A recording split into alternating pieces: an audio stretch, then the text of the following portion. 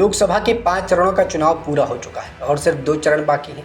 छठे चरण का चुनाव 25 मई को हो रहा है। आंकड़ों के मद्देनजर अगर देखें तो 2019 में 5वें चरण तक भाजपा ने 238 सीटें जीती थी, यानी 5 चरणों में उसे उतनी सीटें मिली थी जिससे उसकी सरकार नहीं बनने जा रही थी। उसकी सरकार तभी बन सकी जब वो अंतिम चरणों को बेहतर प्रदर्शन करके दिखा सकी, और इसीलिए ये अंतिम चरण इंडिया गठबंधन और एनडीए दोनों के लिए ज़रूरी है।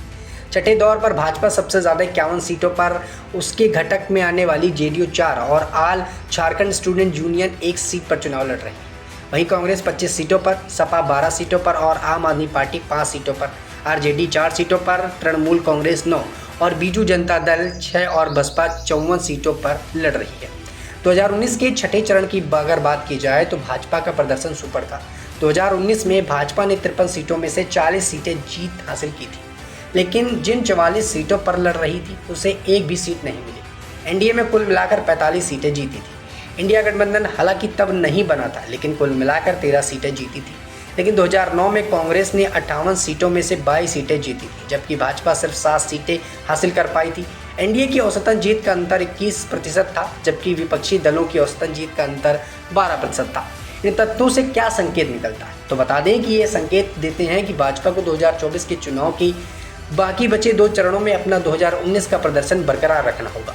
उसे यूपी, पश्चिम बंगाल और ओडिशा में बढ़त हासिल करनी होगी, लेकिन भाजपा घबराई दिख रही है। इससे उसके पिछले 5 चरणों के अनुभव का पता चलता है।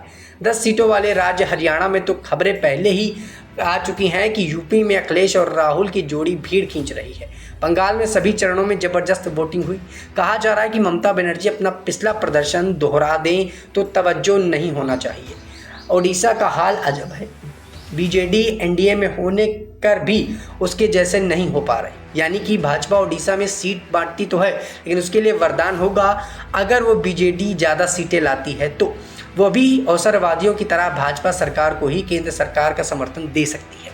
इस बार सरकार बनने बिगड़ने के खेल में बिहार का भी भूमिका अहम रही है। 2019 में एनडीए ने 8 सीटें भाजपा को और 3 जेडीयू को और 1 लोक जनशक्ति पार्टी औसतन 26% की शानदार अंतर से जीती थी। लेकिन आरजेडी इस बार भाजपा सहित एनडीए के घटक दलों का कड़ा मुकाबला कर रही है। तेजस्वी यादव युवकों में काफ़ी लोकप्रिय है। 2020 के विधानसभा चुनाव में भी आरजेडी ने कड़ी टक्कर दी थी। बिहार में जाति समीकरण बहुत बड़ी भूमिका निभाते हैं, लेकिन जिस तरह से दलितों और मुसलमानों को वोट पैटर्न सामने आया है, उससे भाजपा और जेडीयू की नींद उड़ी हुई है। बता दें कि दिल्ली में भी चुनावी समीकरण बदलते हुए नजर आ रहे हैं।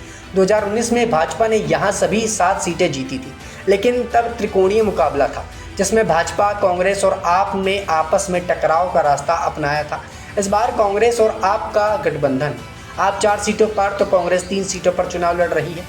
बीच में आप प्रमुख अरविंद केजरीवाल को कथित शराब घोटाले में जेल भेजा गया। वो सुप्रीम कोर्ट के निर्देश पर चुनाव प्रचार करने के लिए बाहर है। केजरीवाल के लिए दिल्ली में सहानुभूति लहर है। विश्लेषक कहते हैं कि दिल्ली में 36% ऐसे मतदाता हैं जो किसी भी तरह झुक सकते हैं। लोकसभा और विधानसभा में उनकी पसंद भी अलग होती है। लोकसभा में वो राष्ट्रीय पार्टी को वोट देते हैं, तो विधानसभा में उनकी पसंद आप होती है।